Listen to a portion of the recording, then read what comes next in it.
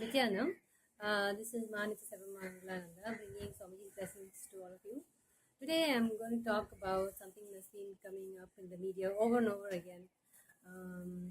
Like I was sharing in an earlier video, we don't really want to spend time on this, but because media is bringing it up and not informing or not sharing or not giving the right information, we're having to always come back and speak to you about it. So I actually wanted to um, give our version because the our voices are never heard or they're not shared with anybody. Every time I've been watching and following this whole thing from the beginning, and because I know what's happening, I know very clearly how they've been playing games, how they want to just present what they think is news or is sensational, which is going to catch the viewer's eye. It's like become a business. Let's put some headlines, regardless of the content, that will attract attention, that will attract viewership, that will attract eyeballs, that will attract TRP, ratings. So, somewhere along the line, the great fourth estate has slipped very badly. It's actually become a joke now, and it's taking its toll on. I know I've read other reports too, where especially in dowry cases, where I think there was even a complaint launched by all the men saying they're always made the villains by the media automatically, regardless of the actual details of the case. They're always presented as villains, and this was affecting their elderly parents. Already a divorce is a traumatic situation for the whole family to go through. On top of this, media playing with people's lives by misleading them, by I don't know, they're just taking advantage of the power of it.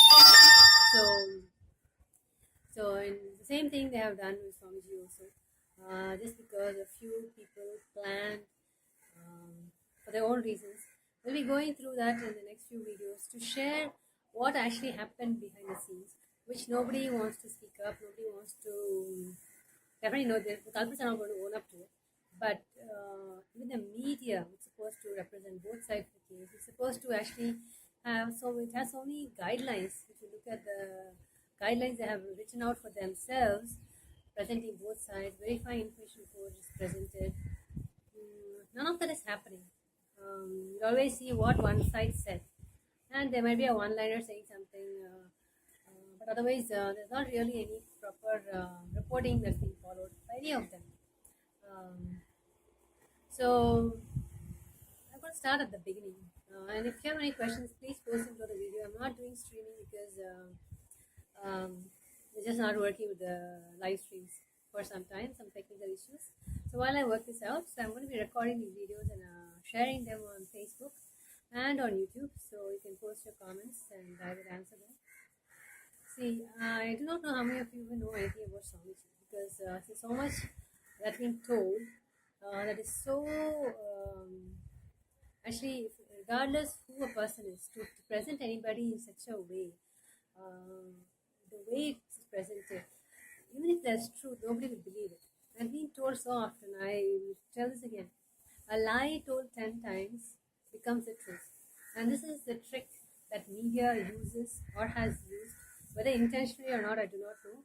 And that is the power it has, but it has misused it very clearly. And some of them, I won't say all media, but the ones that are the focus of what they have done, how they presented it, are a few in different languages. The pressure of business is getting to them, I suppose. It is just so demeaning to even a human being. So it's only because Swamiji is an avatar, I would say he has even they're not necessarily people will be surprised at how he views all this. But for others who are reading it and devotees, it is very painful for them, and to see their Guru to whom they owe so much. It is not that like most people think the spirituality is only for people who are old, who are retired from life, who have or sad cases. It is not that. Actually, it's the divorce between the material and the spiritual only happened in Europe during I forget the time period. I think this was due to all the issues they were having with the church in France. I remember a study that was done, and I think even a book was published by Mr. Deepak Chopra about this. When this divorce between spiritual, what is religious, and was removed from mainstream society and was told it was some politics and a reaction to the authoritative way the church was working at that particular time period. It was maybe 200-300 years ago. But otherwise, in most cultures, and as is in India also, there was no separation between what is spiritual and what is not. For us, everything was one. Life is one. Life doesn't come in packets. It doesn't say this is a spiritual packet courier for you and this is your material or non-spiritual component for you. It is because of the divorce that we have this divorce within ourselves, where we try to segment, where the business and workplace are trying to sanitize of anything of that nature. We're having so many issues that have resulted in so many psychological problems, whether it is a blue whale video game that is killing people, or people just committing suicide, going into states of depression. Somebody has said it because we have removed, when we divorce the spiritual aspect from our main part of life. We don't get it in schools, we don't get it in workplaces where you spend most of the time, and after the lifestyle where you're spending most of the time in a place where you don't get it. You don't get it anywhere else, and what do we get is so little, and it's just a rush. This has made us destabilize our psyche because it has no strength to fall on. The psychological strength which is gave is removed now, which is why it's so easy to fall into depressive states. And people in India now, we seem to think it is a big. We always look to the West for a lot of things because that's what we have. That's what all the invasions have bequeathed to us. A mentality that thinks we are not worthy of by ourselves, and we have to look and become like the West. So, anyways, that's a whole different topic. But going back to what actually happened, I'm actually going to be sharing videos done by many of the people who are involved and people who are doing the research and presenting it, because all the news, once something comes out, it's always the whole thing is rehashed, and it is not presented with the latest corrected information, nor is anybody asked. So because of the reason, I'm going to start this series and start addressing each part. And the first one was, everybody asked, they're saying it's all not true. Why would anybody do this? And I think one thing that most people do not know is the fact that Swamiji has been able to make in people who have lost their way, so to speak, and bring them back. People who have just seen him once, who have had his darshan once, and got blessed by him. The alcoholism just dropped off. There's such huge transformation that people have had, and he was bringing them back to their roots, which was their being centered on their own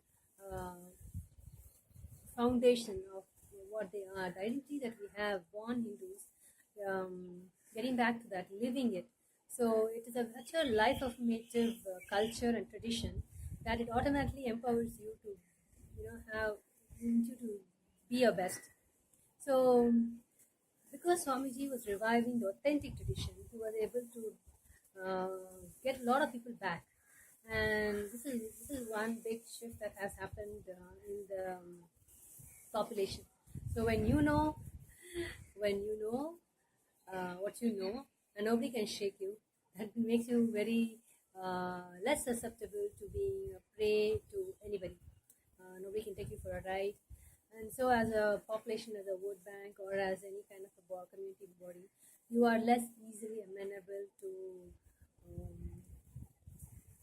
others' interest or misinterest. So that is one big thing on the side. Swamiji has been able to bring a lot of people back into the Hindu fold who have left for different reasons. And so there were people who were after the organization. We will see that too.